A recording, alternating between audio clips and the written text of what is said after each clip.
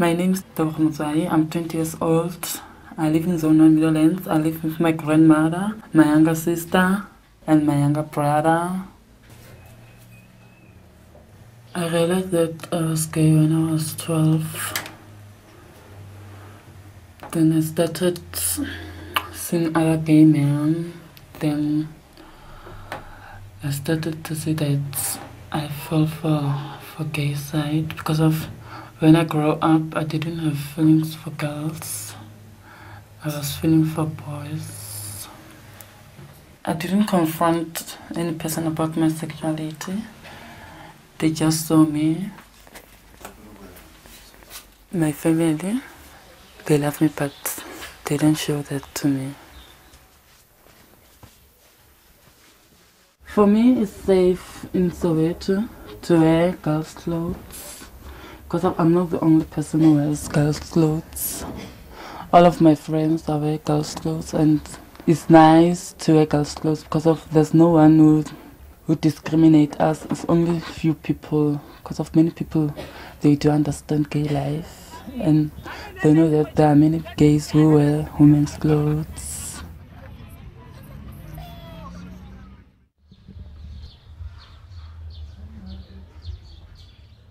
I was raped on the 14th of January 2000. It was a cultural festival. I went there with my two friends. Then I saw this guy.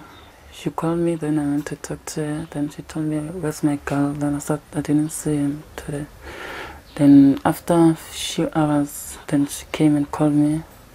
She said to me, could you please buy me a cigarette? And I gave her a cigarette. Then after, he came again. Then he started pulling me and her friend, and they took me to the park at Zone 6. Then they raped me. The rape, it was painful. I couldn't stand the pain. Then after the rape, I came home and washed. Then my friends, they said to me, why don't you go to the police station? I said, no, I can't go to the police station, I'm scared. And the second thing, I don't know where the guy is staying. Then after 3 months, I went to the clinic because I was having this thing, they call them warts. Then I went to the clinic, they transferred me to Baragwana. Then I stayed at Bara for 10 days for operation. After an operation, I stayed maybe close to 6 months before I get in bed.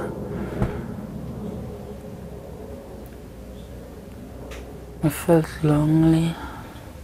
I felt like I was living in a planet alone because I wasn't talking to anyone.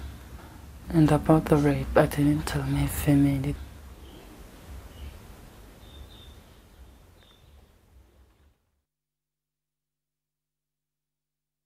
Currently in South Africa, rape is defined as the intentional and lawful act of having sex without a woman's consent. So by its definition, it's very clear then that rape is only covers male on female rape. Anything that falls outside that very, very narrow, very gender-specific definition of rape constitutes indecent assault, or certainly lesser crimes, lesser sexual forms of sexual offences. The real problem is that even though the law might provide for an unequal form of recognition of sexual violence that happens against men, in actual reality men aren't able to use it. So when a man goes, for example, to lay a charge of indecent assault, even when he's been raped, when he goes to lay that charge of indecent assault, the police will not treat him as a rape survivor. When my first sexual experience started, it wasn't a pleasant one. By the time I was about 7, 8-ish, my youngest uncle, who was about 21 by then, sexually molested me from that certain age. for about 2 years or 3 years. I knew that by working with gay and lesbian organizations such as Behind the Mask, I'll be healing as a person through the experience that I went, and also I'll be helping other young people so they don't go through what I went through. I wanted people to know that it does happen. Men are being raped, the young boys are being raped out there, and nobody speaks about it. And on top of that, we as boys, it's very difficult for me as a boy to go to the police station and say I've been raped because they just laugh at me.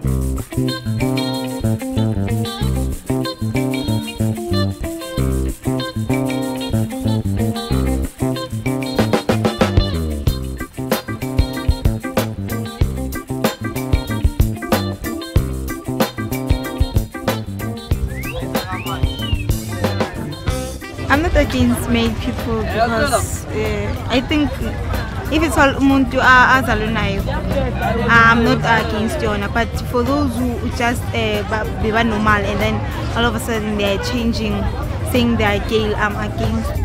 I can say male rape is happening, but people are afraid to come out because it is not familiar. People are afraid to come out because they say, oh, a male was raped. It is funny. But I think they should come out. I wanna maskuluma nge-rape. Can skuluma nge-force, in fact. I want an agreement between two people. Young Todd.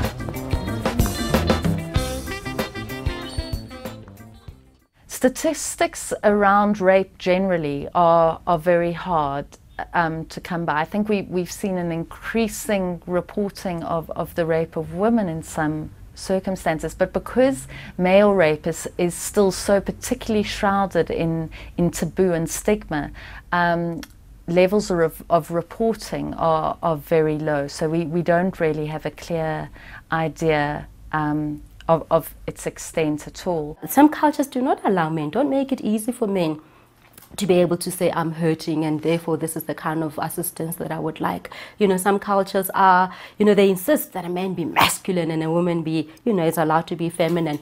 And when it comes to an issue such as rape, it's almost, because it's been so defined in terms of men and women, that it's almost difficult to make it easy for a man to be able to report the rape.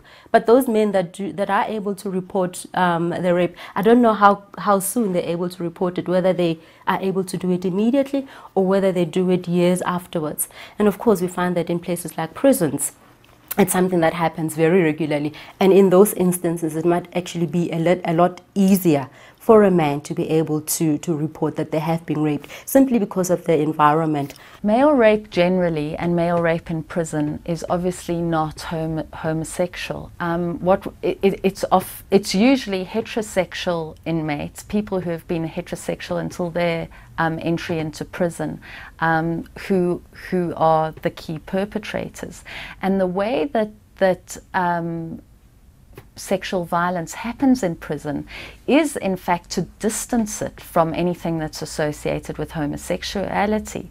So you see this very clear division amongst prison populations of inmates into masculine identities or feminine identities. Also, people who identify as gay going into prison are automatically put into the category of women, which means that they're normally immediately set up as long-term victims of sexual abuse. They get a particularly hard time in prison. The rape of a man will affect the man's identity. I think really it rests on a whole lot of different variables. For instance, the man's own gender identity, and I think that's a crucial one.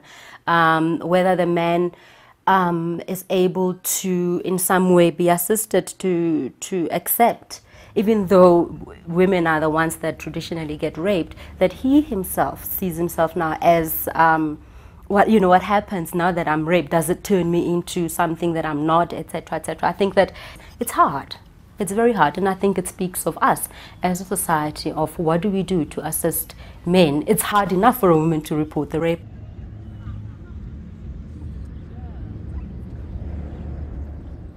I felt lonely.